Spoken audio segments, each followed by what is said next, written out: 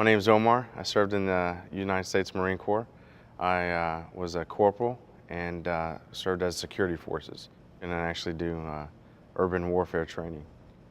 We actually assisted around the country and obviously the world in securing nuclear facilities as well as Guantanamo Bay, Cuba.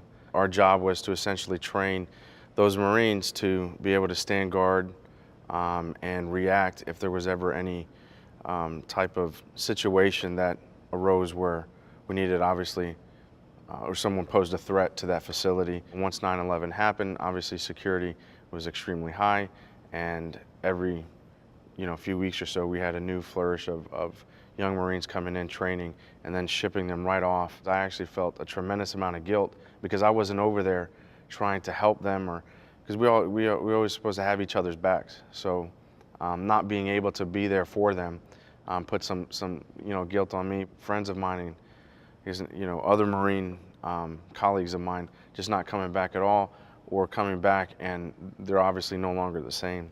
It hit me pretty hard. I could no longer sleep, through the night. I'd wake up, sweating, or not being able to even function anymore in my job. After that, I started getting actually pretty angry quickly. I couldn't talk to other people at all about my feelings. The more I spoke about it, the angrier I got.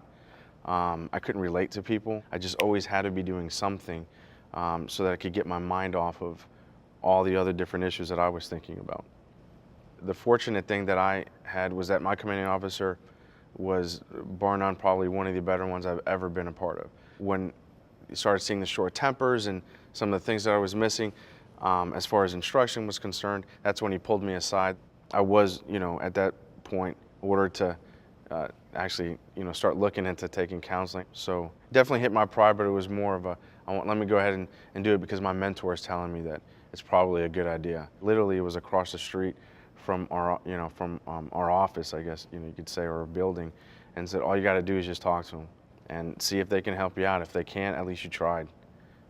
So I started doing that, and at least I was able to start, I think, lessen the symptoms, or lessen that cycle of constantly destroying myself, internally. The first thing that I still actually even use to this day is you can only control what you can control. You can control the way you react to something or somebody.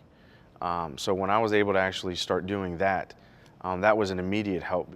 I guess it's just really more of the fact is that I think what helped me out is I was able to do that one-on-one and kind of not be afraid to be judged by some of my peers. But you got to break through that barrier and say, all right, let me at least say, let me give it a shot. We always thought that sharing it's really more of the way we looked at it as sharing your feelings and that you were weak. And I think it's actually, you're a lot stronger of a person if you're able to actually share certain things that are really personal. And I guess as a result of being able to kind of handle things better, not that the problems went away, of course, but to be able to handle things, good things started happening. I ended up getting meritoriously promoted again. Kind of gave me a little bit more confidence to continue to do what I was doing. Without counseling, I don't think that I'd ever be able to get remarried and really truly find someone that I could share a life with. Have 2 additional kids now, and we all get along wonderfully and beautifully. But I still do go back to counseling from time to time and try to utilize it. You may not need it every day or every week or whatever the case may be, but then when you go through a hard time, having someone else come in to kind of weed out the garbage, essentially, and get to the real roots of things helps out tremendously.